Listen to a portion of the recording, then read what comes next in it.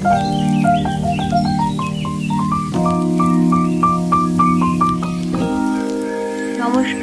মৌরিস ক্রিয়েশনে সকলকে স্বাগত। আজকে নিয়ে চলে এসেছি তোমাদের সাথে শেয়ার করতে মোচার ঘন্টর খুব চটজলদি কিন্তু অসাধারণ খেতে এই নিরামিষ রান্নাটি। তো এখানে কিন্তু মোচাটা প্রথমে আমি ছাড়িয়ে ভালো করে কুচি কুচি করে কেটে, মানে একদম যতটা ঝিরিঝিরি করে কাটা যায় সেটা কেটে হলুদ লবণ খুব অল্প পরিমাণে দিয়ে আমার ওই মুখ পোড়া কালো কড়াইটার মধ্যে ভাপিয়ে জলটা ফেলে দিলাম, দিয়ে মোচাটা ঠান্ডা করার জন্য রেখে দিলাম। তারপরে এই কড়াইটার মধ্যে আমি দিয়ে দিলাম সর্ষের তেল, সর্ষের তেলের মধ্যে দিয়ে দিলাম গোটা গরম মশলা, তেজপাতা ফোড়ন, তারপরে দিয়ে দিলাম ছোটো ছোটো টুকরো করে কেটে রাখা আলু। হ্যাঁ, আলুটা দিয়ে, আর আলু ছাড়া তো একদম হয় না, আর বাঙালির তো আলু ছাড়া কোনো তরকারি চলেই না। এই মোচা কিন্তু খেতে দারুণ লাগে। হ্যাঁ, ছাড়াতে একটু কষ্ট, ওই যে বলে না যে কষ্ট না করলে কি আর কেষ্ট মেলে। যে জিনিসটা দেখবে খেতে ভালো লাগে সেটা কিন্তু বানাতে একটু খাটনি হয়, যেমন পিঠে পুলি, মোচার ঘন্ট, থোড়, আরও অনেক কিছু।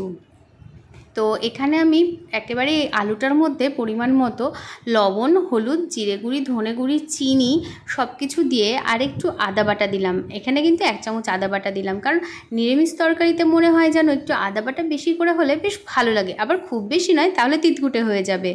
আর এখানে সব কিছু দিয়ে ভালো করে নেড়ে চেড়ে এখানে আমি দিয়েছি নারকেল কোড়া। একটা গোটা নারকেলের অর্ধেক একটা মালাই থেকে আমি নারকেলটা কুড়িয়ে তুলে রেখেছি, আর দিয়েছি 3টে কাঁচা লঙ্কা। কাঁচা লঙ্কা দিয়েই আমি বেশিরভাগ তরকারিটা করি। এই যে মোচাটা দেখেছো ঠান্ডা হয়ে গেছে, আর আমি হাত দিয়ে চেপে ভালো করে জলটা বার করে নিয়েছি মোচা থেকে। নিয়ে মোচাটাকে ভালো করে চিপে নিয়ে দিয়ে দিলাম আলুর মধ্যে। নারকেলটা দিয়ে প্রথমে নেড়ে চেড়ে তারপর মোচাটা দিয়ে দিলাম, দিয়ে এবার ভালো করে নেড়ে চেড়ে সব কিছুকে মিশিয়ে নিতে হবে। এই যে ভালো করে নেড়ে চেড়ে নিচ্ছি। আমার বেশিরভাগ রান্নাই কিন্তু মাকে দেখে শেখা আর নিজের এক্সপেরিমেন্ট। আর হ্যাঁ, এখনকার যুগে অনলাইন প্ল্যাটফর্ম থেকে আমি অনেক কিছুই শিখিনি একেবারে তা নয়। তবে এই মোচার ঘন্ট, মোচার ঢোকার ডালনা, তারপর যেমন মোচার চপ, তারপর নিরামিষ মোচা বা চিংড়ি মাছ দিয়ে আমিষ মোচা, এগুলো কিন্তু আমার মাকে দেখেই শেখা। তো মোচা কীভাবে ছাড়াতে হয় সেটাও আমি মাকে দেখেই শিখেছি। তো এখানে সব কিছু নেড়ে চেড়ে একটু খুব অল্প পরিমাণে জল দিলাম, যাতে মশলাগুলো খুব ভালো করে তরকারির সাথে মিশে যায় আর আলুটাও সেদ্ধ হয়। জলটা দিয়ে কিছুক্ষণ ঢেকে রেখেছিলাম। দেখো কি সুন্দর আলুগুলো সেদ্ধ হয়ে গেছে। মোচার চপ কে কে ভালোবাসো বলো তো? এই মোচা আমাদের কিন্তু খেতে বাঙালিদের দারুণ লাগে। আর জানো তো, মহাপ্রভুর কিন্তু ভীষণ প্রিয় একটা তরকারি বলতে পারো, মানে একটা পদ, যে এই মোচার ঘন্ট।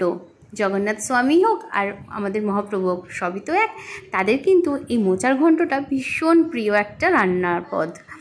তো এখানে দেখো পুরো আলুটাও সেদ্ধ হয়ে গেছে, মোচাটাও হয়ে গেছে, কিন্তু আমি একটুখানি 5 মিনিটের জন্য সব কিছু নেড়ে চেড়ে ভেঙে দেখলাম যে হ্যাঁ হয়ে গেছে। একটু ঢেকে রেখে এতে দিয়ে দিলাম 1 চামচ ঘি আর আমার তৈরি স্পেশাল মশলা, আমি যেটা বাড়িতে বানিয়ে রাখি। তো সেইটা দিয়ে ভালো করে নেড়ে চেড়ে নামিয়ে নিলাম। এই মোচার ঘন্টটা আমার ছেলে কিন্তু ভীষণ ভালোবাসে। ও আবার রিমো, আমার ছেলে, ও চিংড়ি মাছের থেকেও বেশি ভালোবাসে এই নিরামিষ মোচার ঘন্ট পদটি। তো সেই জন্যেই আমি আজকে নিরামিষ করেছি। আর এমনিও আজকে স্যাটারডে, অনেকেই নিরামিষ খায়, আর ভাবলাম চলো আজকে তাহলে নিরামিষ পদটি রান্না করি। তো তোমাদের কেমন লাগলো জানিও, আর আমাকে সাবস্ক্রাইব করতে ভুলো না। সবাই ভালো থেকো।